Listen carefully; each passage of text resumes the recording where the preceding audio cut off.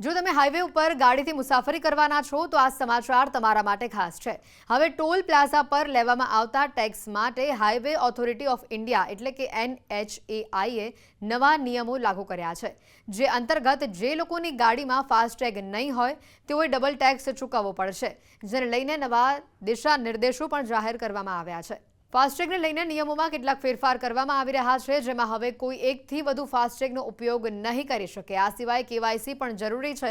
કોઈ પણ કાર કે ફોર વ્હીલર માટે ફાસ્ટેગ સ્ટીકર જરૂરી છે। જો તમે ફાસ્ટેગ વગર કોઈ પણ ટોલ પ્લાઝા પરથી પસાર થશો તો તમારે બમણો દંડ ભરવો પડશે। એટલે કે જો ટોલ પ્લાઝા ઉપર ટેક્સ 200 રૂપિયા છે તો તમારે 400 રૂપિયા ચૂકવવા પડશે। ફાસ્ટેગના ઉપયોગ અને ખરીદી માટે ઘણા નિયમો પણ બનાવવામાં આવ્યા છે। તમે લગભગ 32 બેંકોમાંથી ફાસ્ટેગ બનાવી શકો છો।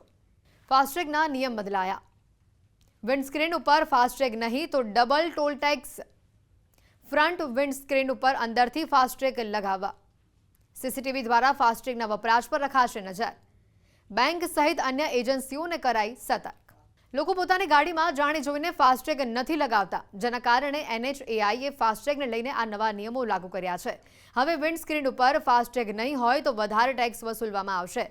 આ વિશે દિશા નિર્દેશો પણ કહેવામાં આવ્યા છે કે ફાસ્ટેગ નહીં હોય તો ટોલ પ્લાઝા ઉપર તમારે લાઇનમાં ઊભા રહેવું પડશે અને આ વિશે ઓથોરિટીએ SOP પણ જાહેર કરી છે, જે અંતર્ગત જે લોકોની ગાડીમાં ફાસ્ટેગ નથી તેમણે બમણો ટેક્સ વસૂલવામાં આવશે।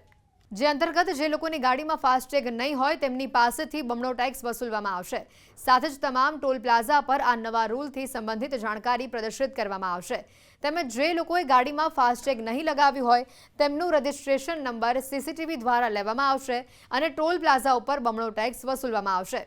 હાઈવે ઓથોરિટીએ નવા નિયમોને લઈને ફાસ્ટેગ જારી કરનાર બેંકો સહિત અન્ય બીજી એજન્સીઓને પણ આ સુનિશ્ચિત કરવા માટે કહ્યું છે।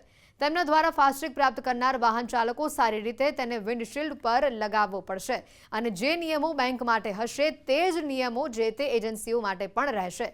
સાથે જ તમારે ફાસ્ટેગમાં KYC અપડેટ ફરજિયાત કરાવવાનું રહેશે। જો તમે અપડેટ નહીં કરો તો national highway authority of India તમારા ફાસ્ટેગને ડીએક્ટિવ કરી દેશે।